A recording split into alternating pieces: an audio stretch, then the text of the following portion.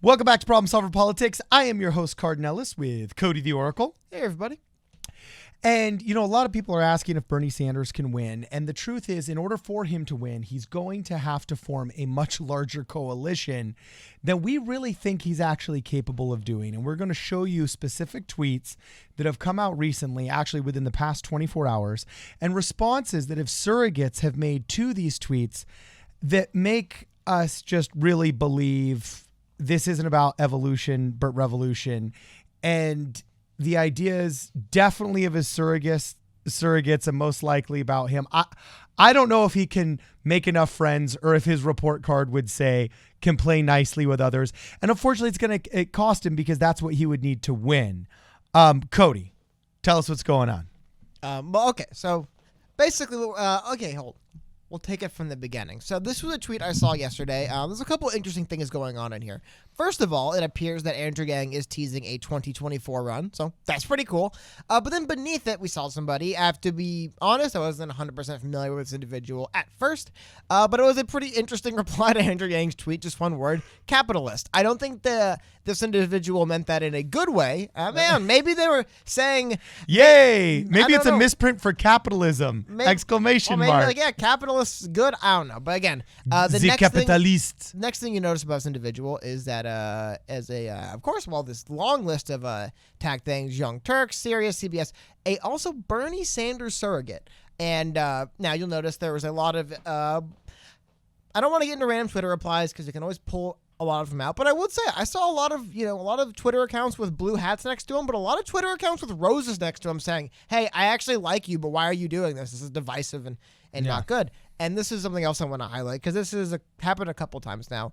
The same individual tweeted out a little while ago, seriously, I hope the Yang Gang pushes Andrew Yang to endorse Bernie. The stakes are too high, polls too close. We have a shot with the progressive to win. Because I do agree, it would take, not just Andrew Yang, but multiple candidates endorsing Bernie Sanders for him to not... Because they're setting up to not rig it, but the Democrat establishment as it's set up now, if they get to the convention and no one's got a clear majority of delegates, they kind of get to decide who wins now. I mean, super delegates come back into play. Yeah. One way around that is to convince other candidates to endorse you because you'll win. I mean, if every other candidate's endorsing Bernie, it'd be kind of hard to imagine he wouldn't get the majority, right? Yeah. And I think this is why we're seeing surrogates that go out there and saying, hey, Andrew Yang and his people should be putting the weight behind Bernie Sanders. The only problem is it does kind of ring a little hollow when you see them. You just barely ended up using capitalist as a derogatory term to a guy whose central slogan was human-centered capitalism. Yeah, well, I mean, it's a capitalist country. Also, I mean, Bernie Sanders, by the way, I don't think wants people going around thinking that he hates capitalism because he keeps saying, look, I'm not a communist, I'm not a socialist, I'm a social democrat. I don't believe in, removing capitalism from the system, but I mean, it seems the surrogates do. But again, I'm not going to highlight one tweet by one surrogate. It's like, I mean, I probably could if I spent more time putting it together, put together 40 videos of people saying various things about him and, outlets like the Young Turks and stuff like that. But I don't want to get into that because there's something else that happened that was kind of interesting. We talked about this a while ago. And again, I don't think there's anything to this. Technically would not be a Bernie Sanders surrogate. I have to pull up a screenshot because they actually deleted the tweet. So I guess that's half an apology. And I will bring up the fact that they were replying to a random Twitter account to make sense. But we see from people for Bernie saying Scott Sandens is a grifter. Professor Kelton is a highly esteemed progressive economist and professor. Now, it is kind of it's a bit of a bold ask to say Bernie should get rid of his financial economics advisor and replace him with I don't know if he was officially Andrew Yang's economic advisor, but obviously a big-time surrogate for Andrew Yang and somebody who's a big-time UBI advocate. Kind of a bold ask, but still just, again, kind of a bristly response from a big-time Bernie supporter. However, we notice, again, same thing. I'm not trying to say they're hypocrites or whatever. I'm trying to point out that, yes, Bernie Sanders, let me show us. This was, I think, as soon as Andrew Yang dropped out. This is actually a reply to his tweet of dropping out the same account, saying that we're proud of everyone who got involved in the political process through your campaign. Together, we're going to defeat the most dangerous president in modern history, flip the Senate, hold the House, and change the world forever. Solidarity forever. Because, yes, obviously, Bernie Sanders, if he wants to avoid running into a contested convention, he needs these other supporter bases and candidates to back him. However, we keep seeing little barbs like this. Now, here's another one I'm going to show. This one, they can't help it. As somebody who can't help it, I recognize those who can't help it. Exactly, but check this out. This is going back a little ways, but the stuff I was showing you before was just kind of Twitter Andrew Yang related drama. It's people that are big Andrew Yang fans, of course, draws our attention. But this is where, going back about a month or so, it has been something that's harming Bernie in other ways. Joe Biden is at least polling, at least he gets like 10% of the vote. Like he's not like I don't think he's polling as well as they say he is, but he at least gets some of the vote.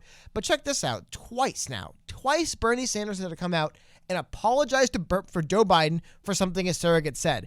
At least once for something true his surrogate said. So we're going to this was an article going back from, I want to say, January 21st, titled "Sanders Apologizes to Biden for Surrogate's Critique." The opinion piece by Zephyr Teachout accused Joe Biden of having a big corruption problem, which I believe he does. I mean, it seems like he does. Anyway, it says Mr. Sanders distanced himself from the piece by Zephyr Teachout. I think that's the name, really interesting. An associate professor at Fordham Law School, former New York political candidate, and longtime supporter of Mr. Sanders.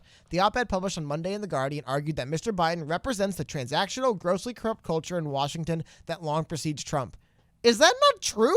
Is that just 100% correct? That's 100% true. And then in an interview later published Monday night, Mr. Sanders said he did not agree. It is absolutely not my view that Joe is corrupted anyway, and I'm sorry that the op-ed appeared, Mr. Sanders told CBS News. Wow, sounds like Bernie Sanders shouldn't even bother running against not corrupt Joe Biden. This is something, and I don't want to interrupt you. I want you to continue, but I can't help but think this, and this is something that really worries me about Bernie Sanders. And his ability to create a coalition, because if you're going to create a coalition with somebody, there has to be trust in there, and there has to be this concept that there's going to be some amount of loyalty. And I can't think of a single time where Bernie Sanders has stood up for a surrogate that has said something in which he's backed him up. And to a certain extent, it's one of the reasons why I might be a little bit nervous working for the Trump campaign. Trump has discarded people that fought so hard for him. You know what I'm saying? He will dog Jeff Sessions. He will dog Ann Coulter. He will dog Steve Bannon. Everybody that got him to the White House, so much so that you think, gosh, I don't want to feel disposable to this person. Like, once he's used me for what I need, he'll just trash me on Twitter, fire me, and call me a dog-faced whatever, you know? And to be honest with you, I think a lot of people in 2016 thought that in temperament and in personality, that Bernie Sanders was kind of like this glamorized democratic socialist, where he was like the nice version of socialism, not the Leninism we see over here, but the nice kind we hope for, which insinuates a little bit of loyalty, right? But I can't think of a time, Cody. Can you think of a time where he has been loyal to one of his supporters that has said something controversial, where he has backed the supporter instead of backing the establishment that got angry? I'm sure there's been times, but this was an example where he didn't do this from a little while ago, which really, this one surprised me more than the other one. The other one, an op-ed saying Joe Biden's corrupt, is one thing. This is an article we're going back now to early February. I believe this was the first February debate, February 7th. The headline's kind of cut off because of the way the whole format stuff, but don't worry. We'll get into it in a second. It says, Senator Bernie Sanders, during Friday's Democratic debate in New Hampshire, distanced himself from criticisms one of his top surrogates leveled recently at former vice president. Top surrogates, that's... I don't know. I view this person as his top surrogate for the most part. When pressed about an op-ed written by former Ohio State Senator Nina Turner in a South Carolina newspaper that declared that Biden had repeatedly betrayed black voters by voting with Republicans on criminal justice issues, Sanders said that he would not attack Biden, calling him a friend.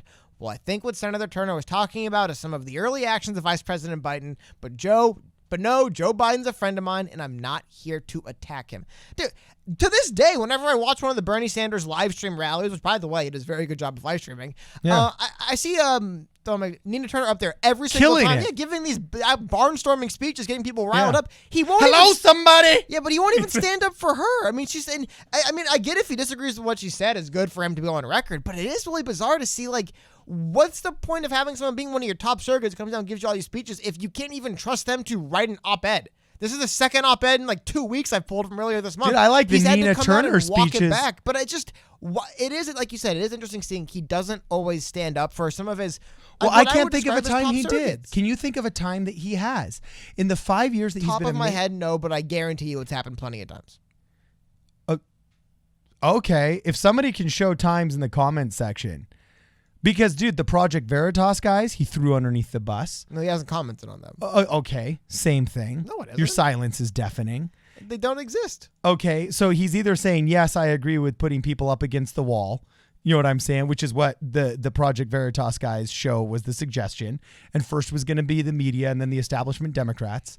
You know what I'm saying? So either he tacitly is endorsing it or his silence is rejecting it. One of the two. Either way, it doesn't show any kind of loyalty to the cause or the person or whatever. He fired one of them. Nina Turner gets toasted.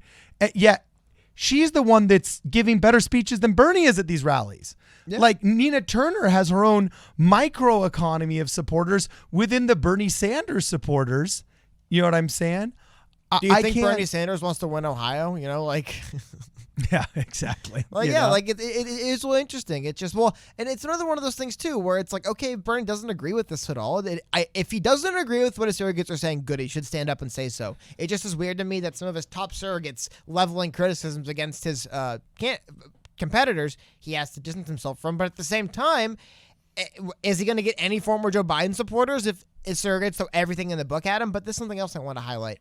I guess I walk it back. If we were to talk about the most nationally prominent Bernie Sanders surrogate, it would have to be Alexandria Ocasio-Cortez. Alexandria Ocasio-Cortez. Was known as AOC. And she recently said something in an interview, which, honestly, I agree with a lot of what you're saying here. It sounds very logical and pretty standard, but it is really interesting because it does split a bit from Bernie's language. She says here that a president can't wave a magic wand and pass any legislation they want. The worst case scenario, we compromise deeply and end up getting a public option. Is that a nightmare? I don't think so, she said, in relation to Medicare for all. Basically admitting right here that, yes, the president can't just make the House and Congress do something, the House and Senate do something. We might have to compromise with getting a public option. But is that the worst thing? Not really, which I agree. I don't think it's the worst thing either, expanding the public option. The only problem is, not always, but sometimes Bernie's language dances around that is the worst thing and people are literally dying. So we have to have we have to have Medicare for all now. And it is now, again, this is something you could do with almost any campaign surrogate. You can pull tweets and comments they made. But the thing that's interesting to me and where this all kind of stemmed from, it's just Twitter obviously is where specifically, I would say more than any other Democrat running for president, Andrew Yang and Bernie Sanders supporters are very active probably. And it would be a silly way to lose support by having people who speak for you just taking little snipes and barbs at candidates like this. Now, and what's Nomiki thinking? Like, is she thinking she's going to convince these people all of a sudden to vote for Bernie now? Well, just by just like calling them filthy capitalists. Well, that's weird. But the other weird thing is just the other thing I want to bring up though is, well, stuff like this I think is the surrogates shouldn't be doing. You know what? Bernie should be standing up for his surrogates when they pen op-ed, bringing up actual specific policy failures of his opposition. Yeah. And stuff like this is what I think is the... In fact, that's the safest place to support them. Like, this is the real surrogate problem he's having. I don't think what Nina Turner wrote in the op-ed saying Joe Biden has betrayed black people with his votes and with stuff. I honestly don't think that is the kind of stuff you need to distance yourself from. I think that's the kind of stuff you have surrogates for. This is the kind of stuff you don't need surrogates going online saying mean things to other candidates and their supporters. It just doesn't make any sense. Okay. No, I completely agree with you.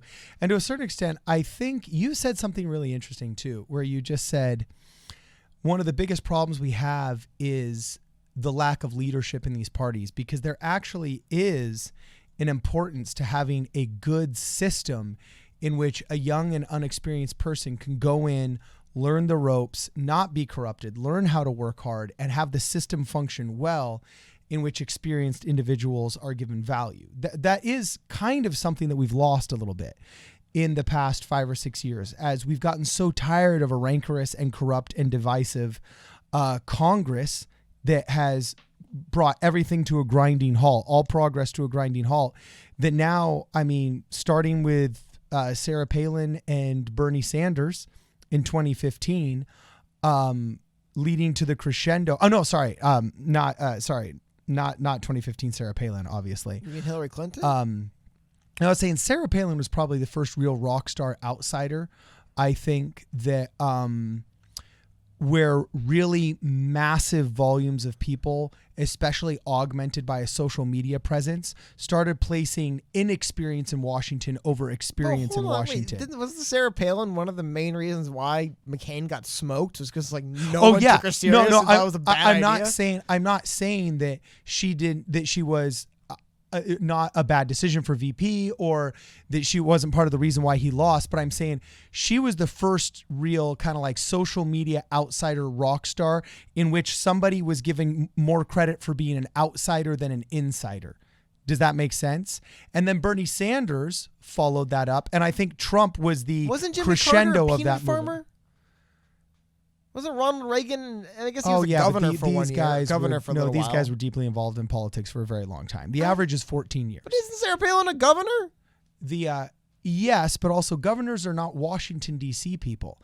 They're state people. So again, wouldn't Reagan be a pretty good example of this happening before her? Yes, but he wasn't heralded. He was like an actor. No, I get that, but I'm saying his gravitas and his celebrity and his credibility didn't come from his outsider status.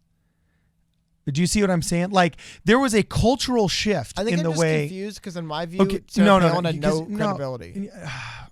Bro, that's the thing, is she was the first politician whose claim to fame and credibility from her base was based upon the fact that she was a DC outsider and not part of that problem. I don't think that's true at all. On a large scale, yeah, we've always had DC outsiders make it. My only point is But in presidential politics, in your lifetime... In my lifetime, I agree. I'm just saying, it's been like, how long have we doing elections in America? Like, there's never been one other person. But no, I agree. In modern history, I apologize. I see what you mean now. So I'm saying that... now I lost track where I was going, but basically... I think you have to look at this and say, okay, the pendulum has swung so far towards the outsider, the progressive, the non-DC person, that now we've forgotten basics of politics, such as persuasion. No, Miki, if you want people to vote for Bernie Sanders, the people you want to vote for Bernie Sanders generally won't get to that voting booth through shame, name calling, ridicule, or cancel culture. Old school persuasion, which is a lot more difficult than name calling, was actually how we operated for the first 200 some odd years of the Republic.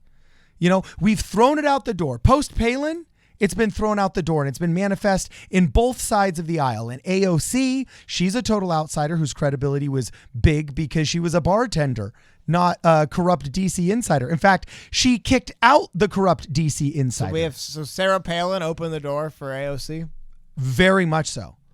Very much so. The celebrity outsider with a big social media following mold was cast by Sarah Palin. And I'm not even a huge Sarah Palin fan here. I'm not here to tell her that she walks on water. She had a big social media following in 2008 in Alaska? Oh, bro. The term death panels was launched by her superfluous Facebook posting. Well, no, but I know, but social media was different 12 years ago. Yeah, she was an early adopter, and that's why she was so successful. Yeah. Her social media presence was a force to be reckoned with. Okay. And she's the one that invented the term death panels that spread like wildfire and caused some of the deepest divisions over Obamacare from her Facebook posting, bro. Before Donald Trump was known for his Twitter feed, Sarah Palin was doing Facebook posts. Okay. You know what I'm saying? Okay. So anyway, all I'm saying is that the mold was cast then when the people's rancor was angry. And now both sides have noticed an increase in, like, nobody can name any other Democratic House of Representatives, but everybody knows who AOC is. And why is that? It's not because of her gravitas in Washington. Nancy Pelosi, perhaps. You're right, Nancy Pelosi. And we can name a couple, but it's not because of her incredible acumen on the floor. Ones. I believe Adam Schiff, isn't he from California? Yeah, Adam Schiff. We can probably name 10, right? Nancy Pelosi's California. What about, isn't there another California congressperson who's really famous? Oh my God, what's her name? There's McCarthy. No, there's the one. Is it Maxine Waters, the House? Yes, Maxine Waters. That'd be California. How many? Dude, I remember there was when they I think when they were doing when the House filed their official impeachment thing, there had 6 House representatives or 6 House members standing up on the podium, and it was like New York, California, California, New York. I was like, oh my God, man, it's ridiculous. Yeah, no, it was actually a Donald Trump Jr. meme, and he said, if people in the flyover states ever accuse the Democrat Party of being coastal elites, here's why. And it showed Kamala Harris, Adam Schiff, Maxine Waters. You know what I'm saying? All of them that are Sacramento and Los Angeles and New York folks. That's Adam it. Schiff's really Burbank. I don't know. Yeah, Adam Schiff's over in It is Burbank. pretty ridiculous. See, it's like, wow, that guy's pretty popular. He's on TV all the time. I'm blanking on his official title, but he'd be the head of the House Intelligence Committee, right? Isn't that Yeah. and then it's like, oh, he's from Burbank, like right in the middle of Yeah. Los Angeles. Of course, that's where he's from. I think Nadler's from California, the whole, too. Yeah, you have the whole. They're probably New York, right? You have the whole Oh, no, he's country, from and New it's York, like, yeah. these people come from New So York anyway, City all and I'm Los saying- Angeles. It's crazy. Oh, and San Francisco. Don't forget San Francisco. Yeah. All I'm saying is that I have noticed that post-Palin on both sides, it's a bipartisan issue. The rise of the outsider social media star criticizing the insider with experience for their status as an insider, for their experience, has become so detrimental that I think it's developed a psychosis in these people. Nomiki Konst thinking that by calling Yang Gangers a bunch of filthy capitalists, you know what I'm saying? She might as well just had an emoji of a money bag right there with the fat cat just, stepping on the foot of the poor like you'd see in 1930s Great Depression. Hold on. Political cartoons, It's not, But I would say, how about this? Can we be a little more? I would say this. If Bernie Sanders wants to be elected president of the United States, he probably needs about 100 million capitalists to vote for him. Right? Okay, yeah, that's fair. Like, whether you love him or not, that's going to have to be who votes for Bernie to win.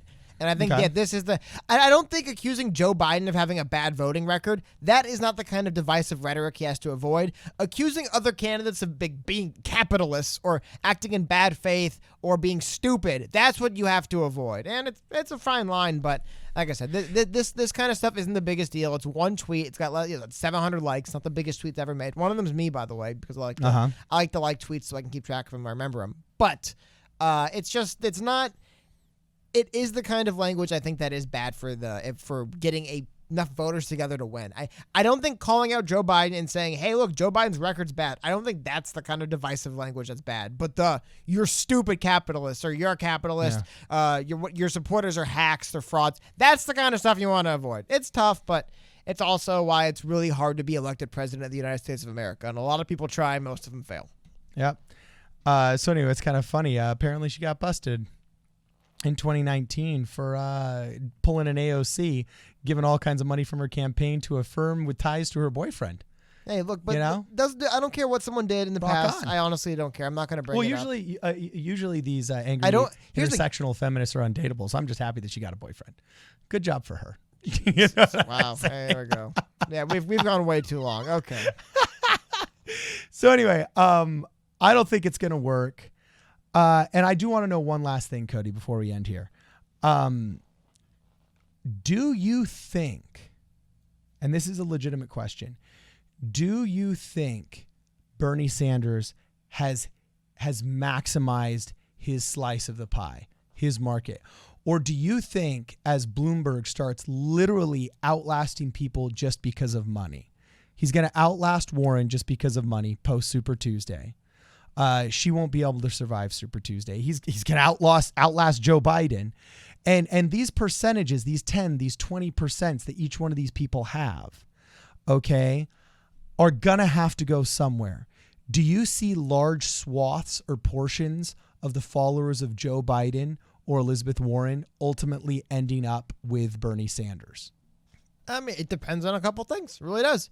If he starts softening his language just a teeny bit here and there, if he softens his language to the point where I don't actually believe he doesn't want capitalists supporting him, which, I kind of tongue-in-cheek say that, but you see what I mean, then yeah, I think he can. That's kind of the whole point of this video. If he can stay on point and say, look, these people that I'm running against are corrupt and they're awful, and then just soften his language a bit, I just think I've said this many times, but I think the wall he's going to run up against on things like tuition-free school and healthcare that's, free at point of access, all that stuff, is there's people who don't need these things that are just going to have a lot of the stuff they use upended, and they're going to pay more in taxes for it.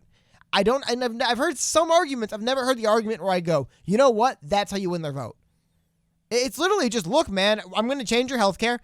It's probably going to be the same, maybe a little worse, maybe a little better. There might be some access time differences, and you're going to pay more in taxes for it. There's millions of Americans out there who are going to have that pitch from him. I think that's the bigger issue for him. And I think he should focus more on reaching out to those Americans and less on sniping at and that's what a surrogate should be out there doing. They should be out there building bridges with people that are not fully on board for the, democratic socialist revolution and would much rather have something, or the social democrat, and much rather have something that's a little bit closer to what we have now with expanded social programs, which is way more popular. I think if he does that, yeah, come on. Yeah. So anyway, let us know what you guys think of the comments below. If you haven't joined us yet, please join the channel. It's an inexpensive way to make sure that we keep this good content coming your way free of charge, or without corporate sponsorships. And also make sure that you follow us on Twitter. Cody lights up Twitter. All right. Every day at PSP Radio 1. Check us out on Instagram, Problem Solver Politics. And if you haven't had a chance yet, please like, please share, please subscribe. This is Problem Solver Politics. We'll see you guys in the next video.